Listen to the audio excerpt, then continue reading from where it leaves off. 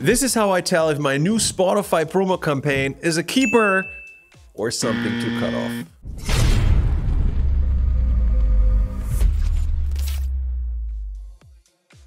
Hey, it's John here and Hyped It, and in this video I want to respond to a comment that was recently posted on one of my videos. The comment came from Rano, and here's what he said. It would be interesting if you make a video about how to continue, for example, if you launched a campaign, what you analyze after 1 month, and show us what to do, how to continue if, for example, a campaign is running good and you want to optimize it. That's the part that is missing for me. I think that's a great question, and so I decided to walk you through a couple of my current campaigns right now, campaigns where I have to make decisions about keeping them running or shutting them off. So let's jump right in here on my screen. I'm logged into Hyped It. I'm looking at my dashboard, specifically the Ad Campaigns tab, and I open the analytics pages by clicking on this little icon here.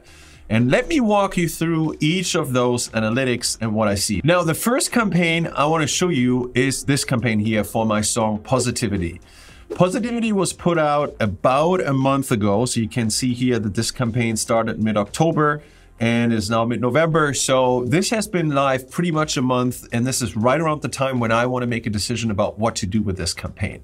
Now, why a month? That's because when it comes to music ads on Facebook and Instagram, we're dealing with AI. We're dealing with algorithms that are constantly trying to improve these campaigns. And they do it based on data, based on fan engagement, based on how the initial audience that has seen your ad reacts to it.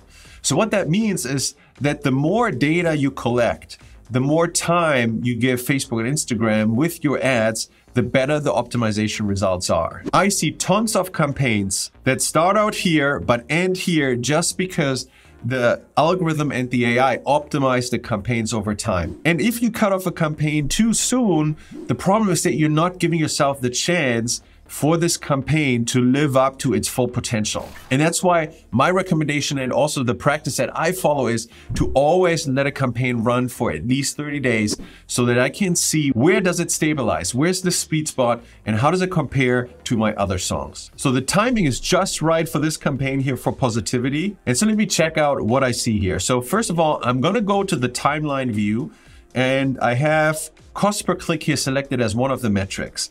And what I'm looking for is any sort of trend lines for this red graph here.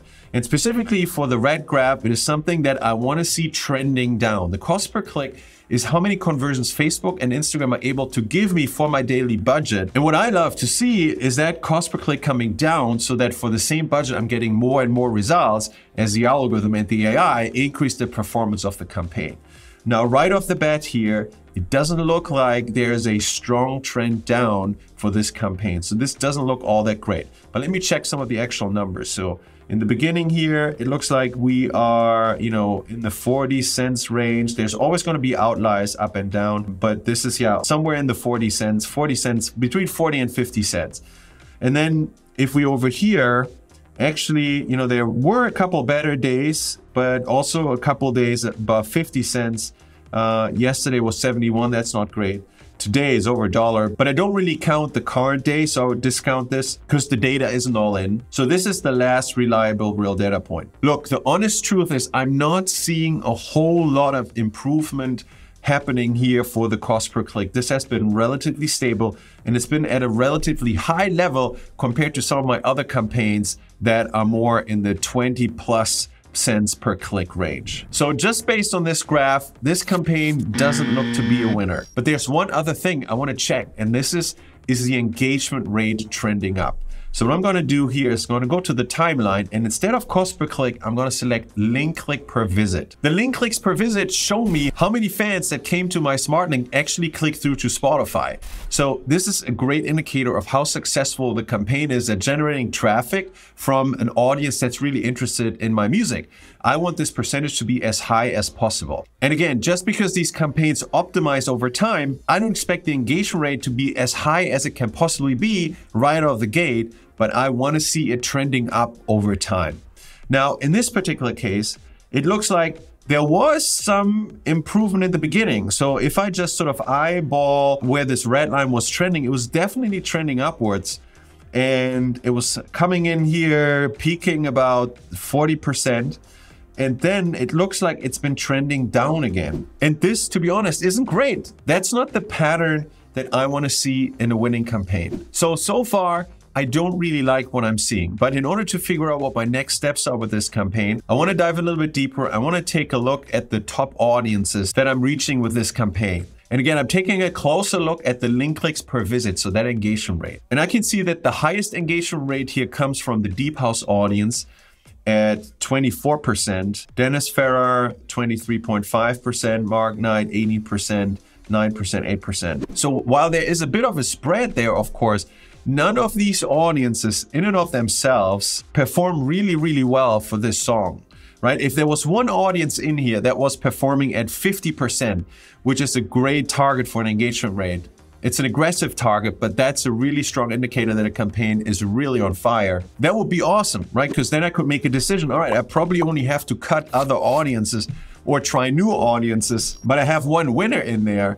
But what I'm seeing here is that none of these individual audiences is really at the level where I'd love to see it. So that leaves me with three options really. Option number one would be to fix the campaign. How would I do this? Well, there are really three levers to a campaign. It's the song, it's the audiences, and it's the data. Data meaning how long the campaign has been running and has it had enough time to collect data in order to optimize. In this particular case, the song is a given because that is the song that I wanted to promote. The audience is something that I could update. I could duplicate this campaign, completely relaunch it with 5 new audiences and see if this 5 new audiences did a better job. And then there's the third option, which is to just shut off the campaign and move on. So here's what I'm gonna do. Launch a campaign with a new song. Well, I'm doing this all the time, so that's not really a modification of this campaign. That's just rolling my efforts and my budget into a new campaign. And that's a definite yes for me. Second one, relaunch this campaign with different audiences. This is a no for me. And it's a no for me because I have promoted lots of my songs to these exact same audiences with amazing results. So I know that these audiences do perform well with my music. If I was starting out with the ad automation and I hadn't used it before and I was basically flying blind and just testing my first set of 5 audiences, I would absolutely duplicate it, try 5 completely different audiences and see how those performed. And I might repeat this test 2, 3, 4 times just so I test lots of different audiences. But in my case, I've seen tons of campaigns with these exact audiences that have performed amazingly well. So I know these audiences are a good match for my music, which leaves me with the third option, turn off the campaign, because the truth is, the song didn't pull its weight. And it doesn't matter here that I am really bullish about the song. I really love the song. Lots of energy and love went into it. But unfortunately, positivity didn't pull its weight. It was not a hit. And so this campaign has reached the end of the line. Now, let's look at the next one. This is my campaign for a song called Harlem House. This is a newer release. So Harlem House just dropped at the beginning of this month. And what are we seeing with Harlem House? So again, I go to the timeline and I have link clicks per visit selected. So I'm looking at the engagement rate. Remember, this is the one that I want to see trending up. And this line here couldn't be a stronger indicator of a campaign in its optimization phase, right? On the initial days, engagement rate was lower than it is right now. But you can see it's going up and up and up and up. It's not going up every single day. That's not what I necessarily want to see, but I want to see that there's an overall trend going up, and you can see a strong overall trend going up here. So that's great. Now let's look at cost per click. I really like what I'm seeing here as well. So cost per click started off here, and it is slowly coming down. Now, this isn't something where I expect to halve the cost per click overnight. This is a slower process. But if you sort of eyeball where this is trending, it is slowly trending down. So, which is interesting because I wasn't that bullish about this song. I'd certainly had much higher hopes and positivity than I've had in Harlem House. But it so looks like that this campaign here has all the makings of a winner right now because the engagement rate is trending up, the cost per click is trending down, and that's exactly what I want to see. And now I'm going to give this full 30 days to see where those numbers stabilize. And then to answer Rano's questions about what do you do with a campaign that's running well over time, the answer simply is nothing. I let it do its job. So this is one of the best campaigns I had this year. This is for my song, Beat on My Heart. This song dropped in April. The campaign started in April. If I'm just looking at the last 28 days here, this campaign is still on fire. The cost per click here isn't moving much. This has long stabilized, but this is constantly in the 20 to 30 cents range right now, really closer to the 20-cent mark. And then if I look at the engagement here, the engagement rate usually trends somewhere between 50 and 60%. So this campaign has really been a big winner for me. And so I'm sticking with the mantra here, don't fix what's not broken. Anytime you change something to an existing Facebook and Instagram campaign that is live, whether that's an audience, whether that's any of the country settings or the interest settings or new ad creative, you're always disturbing that campaign. And it's never guaranteed that the performance of the campaign after you made that change will live up to the performance of the campaign before you made the change. So I'm hands off with those. Let the winning campaigns just run until either this campaign turns south and it's giving me a reason to turn it off, or because I need to free up the budget for something else. So there you have it. A loser, a winner, and a new campaign that looks like it could be a future winner. I hope you liked this video, and if you did, don't forget to hit the like, the subscribe, and the bell icon below so you can get more videos like this on YouTube about how to run successful ad campaigns for your music on Spotify. And if this is something new and you're starting out trying to get more fans, listeners, and streams for your music on Spotify using powerful Facebook and Instagram ads specifically made for music, then check out the Spotify Growth Switch right here.